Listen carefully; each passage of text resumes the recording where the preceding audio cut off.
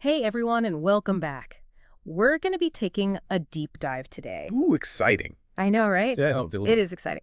We're going to be looking at a proposal that's come out of Holon in Israel. Okay.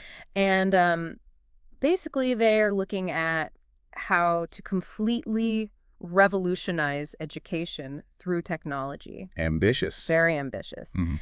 And they're looking at, becoming a global leader in this area of educational innovation. So Wow. I know. So we've got a ton of documents to go through. We've got reports and plans and budget breakdowns. Sounds comprehensive. Really comprehensive, the whole shebang. So Okay, let's dive in. let's dive in. So one of the things that really stood out to me when I was looking through this was that they're not just looking at adding in, shiny new tech gadgets. Right. They're really looking at how technology can reshape the whole, the philosophy of education while keeping, those core values intact.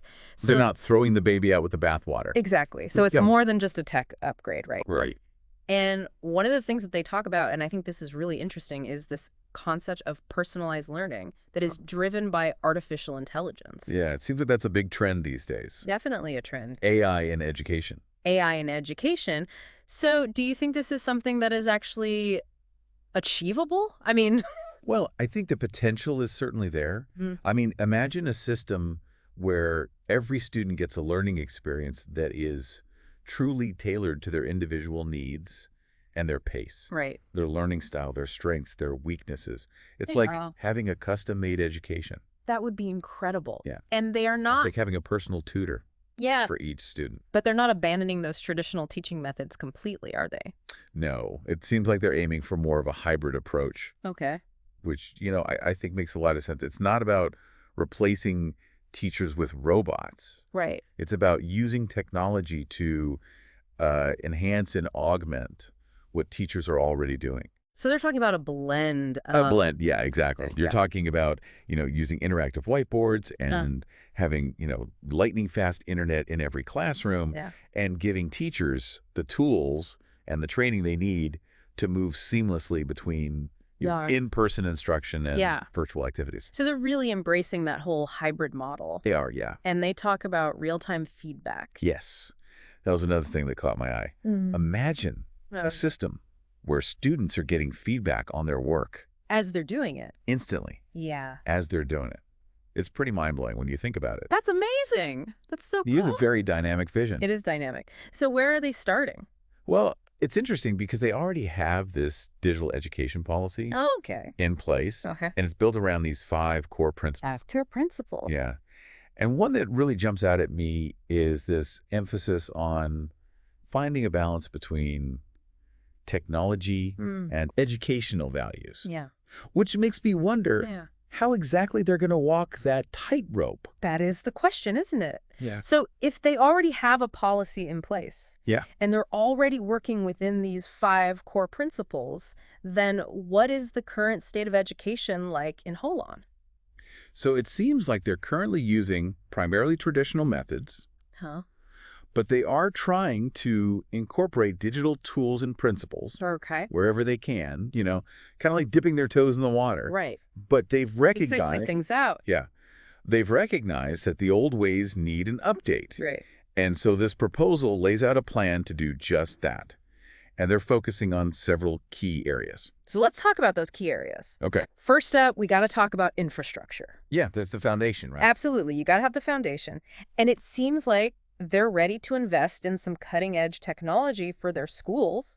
They are not holding back. I mean, they're talking about upgrading to faster wireless networks, Right. putting smart boards in every classroom. Yeah. And get this, a computer for every single student. Wow. That's incredible. Plus, they're talking about giving everyone access to these advanced learning platforms. They're really serious about giving their students the tools they need. That's incredible. I remember when I was a kid, I had, Yeah. one of those clunky old computers. Oh, yeah, me too. Remember those? It's like a dinosaur compared to what kids have today. It's amazing how far technology has come. It is. So to give every student access to that kind of tech, it's pretty remarkable. Yeah, it's pretty incredible. Okay. So they've got the tech, Right. but how are they actually planning to teach with this technology? What's their approach? Well, it seems like they're taking a multifaceted approach. Okay. They want to revamp their teaching methods to include things like remote learning options. They're talking about integrating AI into the learning process and even leveraging educational social networks. Yeah. It's a pretty big shift from the traditional lectures and textbooks. It's exciting, but I'm sure there are challenges. Right? Oh, absolutely. I mean, we all know technology can be a huge distraction. Right. I mean, I get distracted by my phone all the time. Yeah. And they actually acknowledge this in the proposal. One of their concerns is managing distractions in the classroom. Okay. And it's a valid concern. I mean, it's one thing to give students all these cool gadgets. Right. But how do you make sure they're using them for learning? Yeah. And not just goofing off? How do you keep them on task? Exactly. It's a real challenge. It is. So they've got this great vision. Yeah. They acknowledge some of the challenges. They've got a foundation to build on. Yeah. What's the actual model that they're proposing? So their model is based on these three main pillars: personalized learning, hybrid learning, and developing 21st century skills. Okay. Break those down for me. Okay. So personalized learning is where that AI comes into play. Okay. And imagine a system that analyzes each student's strengths, weaknesses, learning style, all of that, and then tailors the content, the pace, the type of feedback each student receives based on all that data. So it's really a system that adapts to the student. Exactly. Rather than the student adapting to the system. Instead of the other way around. It's pretty revolutionary. And I guess that hybrid learning is kind of what we're talking about before with, Exactly. the blend of... Blending, it's about taking the best of both worlds. Yeah. So you might have a teacher leading a discussion followed by students completing interactive exercises on their tablets. Or, maybe students go on virtual field trips or collaborate with students from other schools. Oh, that would be so cool. Using online platforms. It really opens up a whole new world of possibilities. So much more dynamic than what we grew up with. Definitely. And I think that ties in nicely with their focus on developing those 21st century skills. What are they calling 21st century skills? So they're talking about things like critical thinking, complex problem solving, digital literacy, and the ability to work effectively in virtual teams. Basically, all the skills you need to thrive in a rapidly changing world. A world that none of us can predict. Exactly. Okay, so they've got this vision, they've got the model. Yep. How do they actually plan to implement this? This seems like a massive undertaking. Right. I mean, this isn't just like flipping a switch. No. It's a huge systemic change. Yeah. But they've actually got a very phased approach planned out. Okay, good. Tell me more about that. So they're going to start with a pilot program. A pilot program, okay. They're going to choose 2 leading schools to be their testing grounds. And during this initial 6-month phase, they're going to focus on training teachers. Installing the necessary infrastructure, the tech, the software, all of that. Yeah. And they're also going to figure out exactly how they're going to measure success. So like a test run before the full rollout. Exactly. A dress rehearsal. Makes sense. Right. Get all the kinks worked out. Work out the kinks. So after the pilot program, what's next? Well, if everything goes well in the pilot phase, then they move into the expansion phase. And they'll scale a model up to 5 more schools. So a total of 7 schools then? Yep. And this is where they really start to build a community of practice. They'll have these teachers from these different schools who can share best practices, learn from each other's experiences. Ooh. So it's sort of teaching dream team. Exactly. I love that. A teaching dream team. I love that. Okay. So they're building the team. And is this where they start building those digital content repositories? You got it. They know they're going to need high-quality, engaging digital resources to support this new way of learning. So they'll be working on that during this phase. Okay, so the pilot, the expansion, and then the grand finale. The grand finale. The citywide rollout. That's incredible. How long will that take? They've given themselves 2 years for the full implementation phase. What? And during that time, they'll bring the model to every single school in Xholon. Wow. They'll establish a citywide innovation center. Wow. And they'll create a system for continuous teacher training. So they're really in it for the long haul. They're really committed. But with something this big, how will they know if it's actually working? What are they measuring? Well, they've outlined a pretty comprehensive system for tracking their progress. And it goes beyond just looking at test scores. Okay, good. They're also looking at student engagement, how satisfied teachers and parents are with the program. Yeah. And of course, whether those crucial digital skills are actually developing. So it's really about the whole learning experience. Exactly. Not just those standardized test scores. Holistic, you might say. Very holistic. All of this has to cost a fortune. Did they mention budget? They did. And it is significant. They've allocated 40% of the budget to building that tech infrastructure we talked about. Wow. 35% goes to teacher training. Okay. And the remaining 25% is for developing the content and systems to support everything. So they're putting their money where their mouth is. But even with all the money in the world and the best plan, big changes can be tricky. What are they saying about their keys to success? Well, they definitely acknowledge the potential hurdles, but one thing they really emphasize is the need for strong, consistent leadership from the top. This can't be a flavor of the month initiative. Right. It needs sustained support over the long haul. They need someone to champion this. Absolutely. What else? Collaboration with teachers. They really get that teachers are the heart and soul of any educational system. It's the ones on the front lines. Exactly. So their input, their expertise, their buy-in is absolutely essential. So it's about creating that shared vision. Yes. Working together as a team. And they also stress the importance of flexibility. Okay, I like that. They know they're not going to have all the answers from day one. Yeah. And they're going to need to be open to feedback, make adjustments along the way, right? Be willing to adapt as they go. Because things will change. Of course. And you have to adapt as you go. Exactly. And the last key ingredient they mentioned is ongoing support, both technical and pedagogical. They know they can't just hand teachers a bunch of new technology and say, good luck, Right, good luck. Figure it out. Teachers need continuous support, both with mastering the tech itself and with figuring out how to integrate these tools effectively into their teaching. So it's about empowering those teachers to become tech-savvy innovators in the classroom. And recognizing that teaching is a constantly evolving profession. They need to be lifelong learners themselves. And that brings us to a really interesting question that we can talk about after the break, because we're almost out of time for this segment. But if we zoom out and look at the bigger picture here, what does this tell us about the future of education as a whole? Ooh, that is a big question. Big questions, but we'll get to them right after the break, so don't go anywhere. Welcome back. So before the break, we were talking about this idea of zooming out, looking at the bigger picture right. of Holland's vision for education. Exactly. What does this mean for the future of education, not just in Holland, but potentially, globally? It's a really interesting question to consider. It is. And what do you think are some of the biggest challenges they might face? Well, they definitely acknowledge some potential roadblocks in their proposal. One that really jumps out at me is data privacy and security. Yeah, that's a big one. Huge, right? Especially when we're talking about kids. Especially with minors. With so much information being collected about students, it's absolutely crucial to have really robust systems in place to protect that data. Yeah. I remember reading about this school district that had a data breach, and it was a nightmare. It was all over the news. It was a mess. Yeah. So, that's a huge responsibility. Yeah, that's a huge responsibility. Okay, so data privacy. Right. What other concerns did they raise? Well, another one they highlighted was managing distractions in the classroom. Ooh, yeah. Those screens. Right. Like, how do you make sure students are using those devices for learning? And not, they're not just, not just scrolling through social media or playing games. Yeah. It's a constant battle. It's tough, even for adults. Oh, tell me about it. I'm constantly trying to stay focused when I'm working online, so it's a real challenge. Yeah. Yeah. So distractions, keeping kids on task. Anything else? They also brought up the issue of promoting responsible use of digital tools and social media. Okay.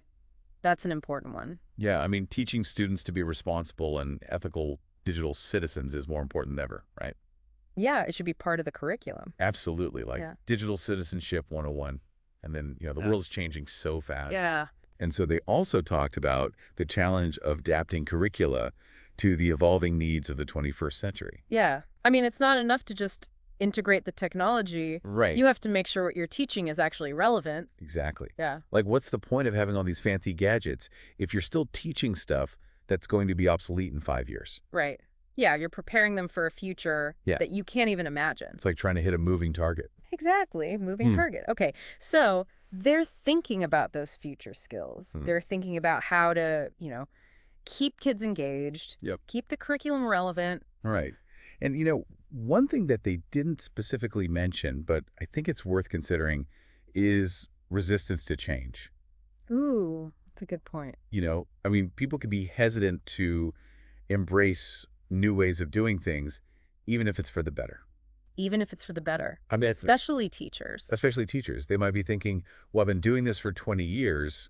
Why do I need to change now? Yeah. Why do I need to change now? And, technology can be intimidating. It can be. Especially for people who didn't grow up with it. Right, yeah. Okay, so resistance to change is a good one. Uh-huh. And then there's always the risk of, technical glitches or delays. Oh, yeah. Technology is never perfect. Never perfect. And rolling out new technology on such a large scale, I mean, there are bound to be some hiccups. Yeah, there's going to be hiccups. Like, remember that time my internet went out? Right in the middle of an important video call. Well, multiply that by 1,000 students. And imagine. Imagine the chaos. It would be chaos. So flexibility is going to be key. So important. Being able to adapt. Exactly. They're going to need to be able to adjust their plans as new challenges emerge. Right. And be willing to learn from their mistakes. So important. Mistakes happen. They do. But it's about what you do. Yeah. After the mistake. Yeah. Right. You'll learn from it. Yeah. Okay. So being flexible, being able to adapt. Yeah. And we also have to think about, the impact of future technological advancements. Ooh, that's a good word. Because what's cutting edge today could be outdated in a few years. Yeah. It could be obsolete. Exactly. So they'll need to build in this capacity for ongoing innovation. Right. Adaptation. It's not a set it and forget it kind of project. It's like they're building the ship as they're sailing it. Exactly. Always adjusting, always improving. Yeah. It's a challenge, but... It is. But it's also incredibly exciting. Yeah. I mean, they're essentially future-proofing their education system. Yeah. Preparing their students for a world that we can only begin to imagine. And that brings us back to one of those key pillars, that teacher training. Professional development. Yeah. Absolutely essential. I can't just give them all these tools and say, okay, figure it out. Right. Good luck. Yeah. Doesn't work that way. It doesn't work that way. They need training. They need support. And not just the how-to, but also the why. Exactly. It's about pedagogical training, helping them understand how to use these tools effectively to enhance their teaching. Yeah. Create engaging learning experiences for their students. Yeah. It's about empowering teachers to become true innovators in the classroom. And that's what it's all about at the end of the day. It's not just about the technology. It's about the people who are using it. Absolutely. And the way they're using it. And how they're using it, yeah. And it all leads back to this bigger question of, how can this model, if it's successful in Holon, how can it be adapted and scaled to other contexts? Other cities, other regions. Other countries. Other countries, yeah. What lessons can people learn from this? Because it's a real-world experiment, right? And if it works, it could have a huge impact on education, not just in Israel, but potentially globally. Globally. Wow, okay. So while we have a few more minutes, let's go back to those keys to success. Those ingredients. Yeah, because I think those are things that are applicable far beyond just this one project. Absolutely. I mean, these are kind of universal principles for successful change. Yeah, okay. So top of their list, strong, consistent leadership. Yeah. They know this can't just be a short-lived initiative. It needs sustained support. Yeah. Investment over time. Marathon, not a sprint. Exactly. Long-term commitment. Okay, what else? Collaboration. They really understand that working closely with teachers, partnering with them is crucial. Because teachers are the ones on the front lines, right? Their input, their expertise, their buy-in. And it makes all the difference. It's essential. Okay. Flexibility. Flexibility. They know they're not going to have all the answers from the start. Right. They're going to need to be open to feedback, make adjustments, adapt as they go. Yeah, because things will change. Things always change. The unexpected will happen. You got to be ready for that. You got to roll with the punches. And finally, they emphasize the importance of providing ongoing support for teachers, both technical and pedagogical. Yeah, so that professional development. It can't just be a one-time workshop. Yeah. It needs to be continuous, ongoing, and it needs to address both the technical aspects and the how to teach with technology aspects. Yeah, because that's so important. Okay, so they're really investing in their teachers as much as they're investing in the technology. It's a holistic approach. Exactly. And I think that's what makes this initiative so compelling. It's not just about the technology, it's about the how. Yeah, it's about the people. The people, the processes, the commitment to continuous learning and improvement. Absolutely. Wow. Well, we've covered a lot of ground in this deep dive. We have. It's been quite a journey. Yeah, it's been a journey. We've explored their vision, their model, their implementation plan, the potential challenges. The keys to success. The keys to success? It's incredible. It's a pretty bold undertaking, but I think they've really thought this through. Yeah. And they seem genuinely committed to making it work. And to really making a difference. Which is ultimately what it's all about, right? Absolutely. Okay, so as we wrap up this part, I want to throw it back to our listeners. Yes. Let's bring the listeners back in. Let's bring them back in, because I think it's important to consider, what are some of the key takeaways here? The things they can learn from this. Yeah, how can they apply this? To their own lives, their own work. To their own lives, to their own work, yeah. Whether you're a parent thinking about your child's education or an educator. Yeah. Looking for new ways to engage your students, I think there's a lot to learn from Xolon's example. There is. And so I guess the question is, how can we create learning experiences that are personalized, engaging, relevant to the world we live in? Yeah. How do we foster that culture of innovation and collaboration? It's continuous learning. Yeah. These are big questions. These questions. But they're worth asking. They are. As we navigate. As we all navigate this crazy world. Crazy, ever-changing. And ever-changing world. So what are your final thoughts? Well, I think Xolon's ambitious plan shows us what's possible when we combine a bold vision with a pragmatic, community-driven approach. Yeah. And I think it's a reminder that the future of learning is bright. Yes. And we all have a role to play in shaping it. Absolutely. Well, thank you so much for joining us on this deep dive. It's been a pleasure. Yeah, it's been a pleasure. We hope you found it insightful. We hope you found it inspiring. And until next time, keep exploring, keep learning, and keep diving deep. All right, we're back and ready to wrap up our deep dive into Xolon's big education plan. We've seen their vision, their model, all the moving pieces, and it's a lot to take in. But stepping back, what does this mean for the future of education overall? I think Xolon is giving us a really interesting preview of what education could look like when a whole community decides to go all in on innovation. It's not just about the latest tech, but how it changes the entire experience, from the buildings to the way teachers teach, to making sure everyone has a fair shot. It's like creating a whole new environment for learning, 1 foot in tradition, 1 foot in the future, right? But can this model really work anywhere else? What works in one place might not be the right fit somewhere else. Oh, definitely. Different places have different needs, resources, all of that. But the core ideas of Xolon's approach, those are universal. Personalized learning, that blend of online and offline, and making sure kids have the skills for the future, those concepts can be adapted. So it's less of a strict copy-paste and more like they're giving everyone a starting point. A set of ideas to tweak and adjust for their own situation. Exactly. It's not about one right answer for everyone. The future of education is about trying new things, being open to change, figuring out what works best in each place. That's the exciting part. It's like they're saying, hey, this is what we're doing. See what you can learn from it, the good and the bad, and make it your own. And I think that's a really powerful message. Too often, education systems try to force a one-size-fits-all approach, but Xolon is showing a different way. It's giving power back to each community to shape its own future. Right. And in the end, it's about making learning relevant to the world we live in. We're not just prepping kids for jobs. We're helping them learn how to adapt, be creative, think for themselves, all those skills that will be even more important as the world keeps changing. Could have said it better myself. So, to all our listeners out there, think about what we've talked about today. Whether you're a parent or a teacher, it all connects back to this. How can we make learning feel personal, engaging, and connected to the real world? How can we create those spaces where innovation and collaboration thrive and learning never stops? Those are the big questions to keep in mind. Xolon is showing us that a big vision plus a whole community working together can make amazing things happen. It's a reminder that the future of education is something we all get to help build. Well said. Thanks so much for joining us on this deep dive. We hope you learned something, felt inspired, and maybe even started thinking about how to make a difference in your own corner of the world. Until next time, keep exploring, keep asking those tough questions, and keep learning.